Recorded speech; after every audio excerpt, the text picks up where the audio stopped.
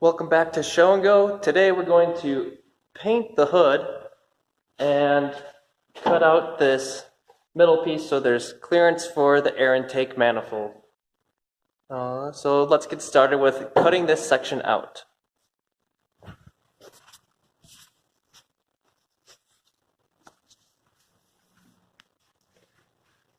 So to cut this section out, what I found is I'll cut it here following the angle of that part there.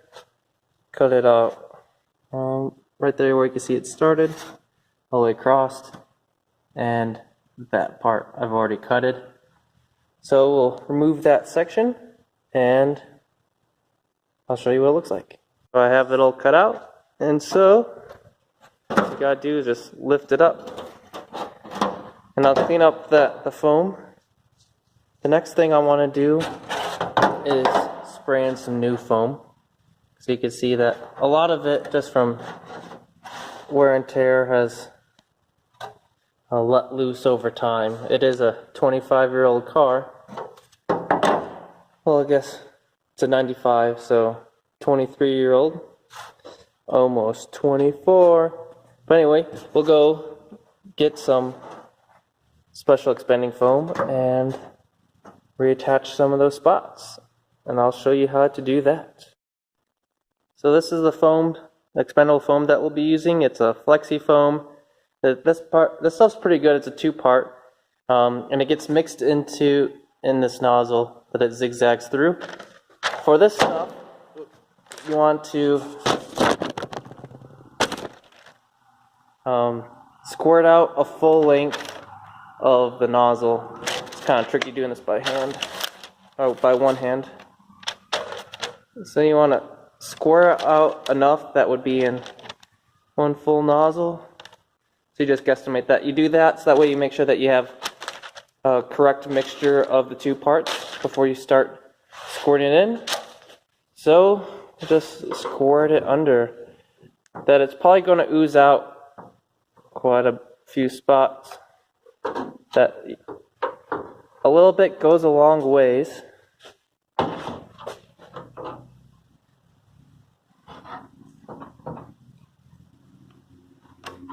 Hopefully you can see what I'm doing.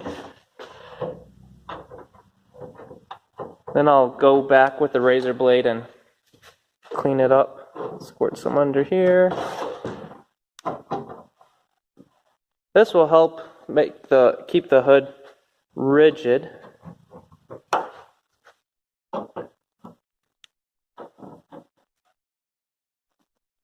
You can already see it there on the left side of the screen expanding.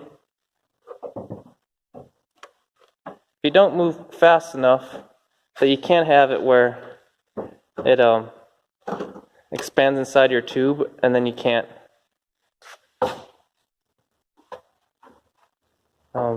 squirt anymore.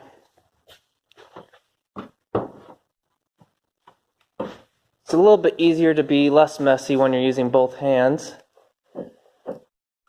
But with the razor blade, you'll be able to clean it all up.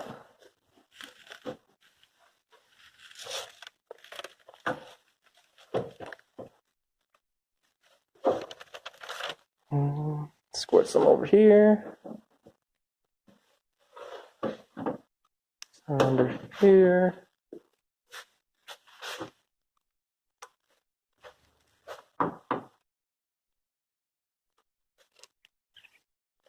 And I think that should be good. So we'll wait a little bit so it totally solidifies, and we'll just take a razor blade and start chopping it down. After you get all the foam cleaned up, then you will use some red Scotch-Brite and scuff the whole thing. This is what Scotch-Brite looks like. There's probably different brands. This one's by 3M and it's called Scotch-Brite. This is equivalent to 320 sandpaper. Benefit with this though is that when you scuff, that it doesn't really leave sand scratches like you would if you're actually using 320 grit sandpaper. So you'll end up scuffing the whole thing until you get this sort of consistency. You can tell where there's no gloss left at all from the clear coat. My hood's pretty dirty, but yeah, so I'll scuff it. Make sure that when you get into these areas that you scuff it really good. Get all the shine away. Oh, you only want to see this. So I'll scuff the whole thing and we'll continue on. One thing I will mention is make sure that you wipe down everything with wax and grease remover. If you're painting a whole car, you'll do that. Use a tack cloth and then wipe it down again with wax and grease.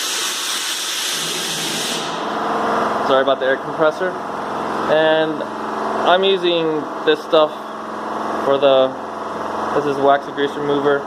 The brand of paint that we use is Sherwin-Williams, their automotive stuff, and it's really good quality. And the price is really good too.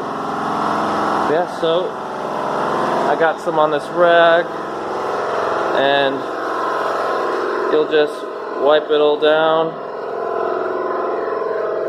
When it's wet, it's shiny, and then it'll dry off. Make sure that it's completely dry before you start painting it.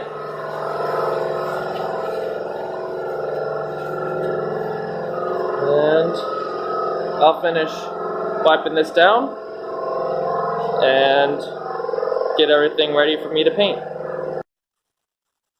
So the wax and grease remover is dry.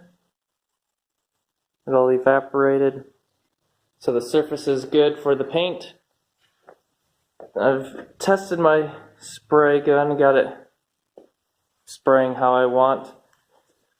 I'm not the painter, the full-time painter here. That I usually paint in a different spot of the shop. So I've never used this booth. There's this fancy control board, and I don't know how to set it up because it turns out there's like a safety program where it's not ventilating correctly. It can tell that sense this room's pressure from the ventilation and stuff. But anyway, it was not letting me spray through this hose. And so I turned the fan off, and I'm just going to use this outside hose. I'm not going to be spraying anything too crazy or for too long, so this way we'll be okay. And let's get started. Make sure to always wear a respirator when you're painting. Make sure to wear a respirator when you're painting, if you couldn't hear me yelling through my mask. If you're painting a whole vehicle, I definitely recommend wearing a paint suit. That, yes, inhaling the paint is bad, and that's going to have a more initial effect, but your skin also can absorb the chemicals.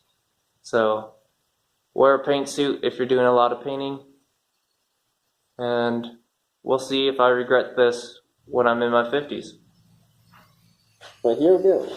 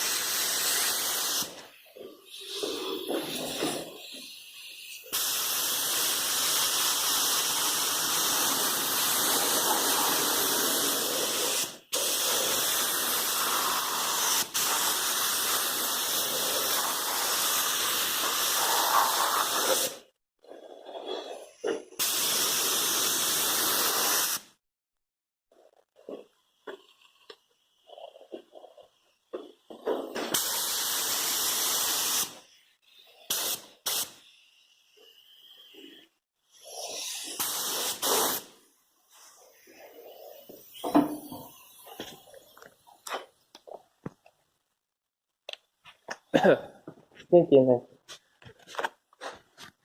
there. So we'll let that first coat dry for a little bit. I'm going to paint the rest of it without filming. It's too hard to spray and hold the camera at the same time.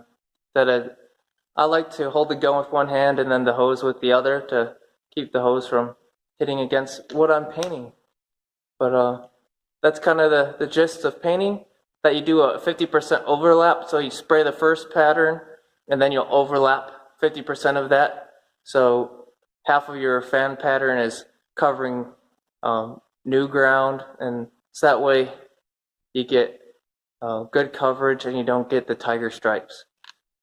So I'll put a couple more coats of the white on there, and depending on, by the time painting, I may clear coat it, or I may end up hand painting on a design or something. I haven't figured out what design I would want to do, or the colors or whatever. But for now, it's just going to be white.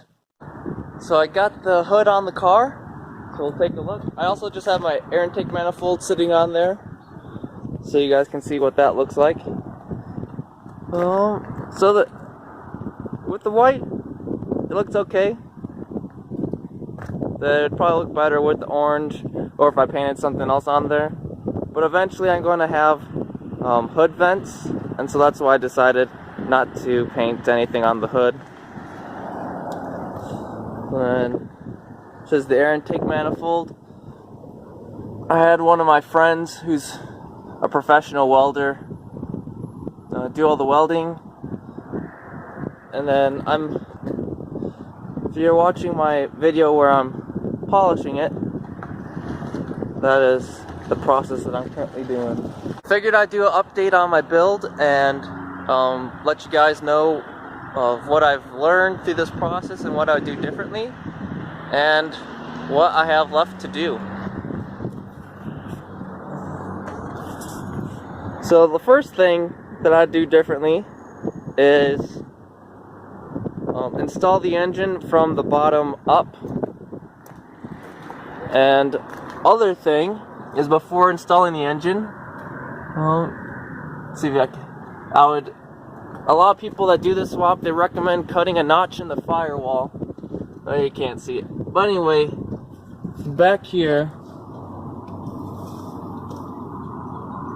that thermostat housing, you can kind of see, is right against the firewall. There's maybe an 1/8 inch of clearance. If you ever have to replace your thermostat, you have to pull the engine unless you notch out the firewall.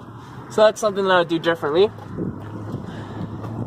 Other thing is, instead of making my own exhaust manifold downpipe things, I would buy some cheap ones off of eBay or something.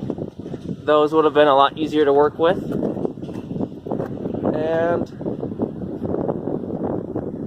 do your research and find what year of motor is the best. Turns out with this year motor, the stock ECU cannot be used. It won't even let you drive the car. I haven't found out exactly why, but everything on the Honda J-Swap forums and the JV6 Miata Swap forums say that it can't be done with my ECU. So I'm just going to save up for an aftermarket one. But if you get the early 90s, those are a lot easier to work with. And if you get the above like 2008, those ones also. And the newer ones are 3.5 liters. Yeah, so those are the things that I would do differently. That it's probably going to be a long while before I get my car running. That I'm getting married. Yes, I'm getting married at the end of December. I have to save up for that, so car fund must be postponed for a little bit. So that's the update. Thanks for continuing to follow me, and keep doing some videos.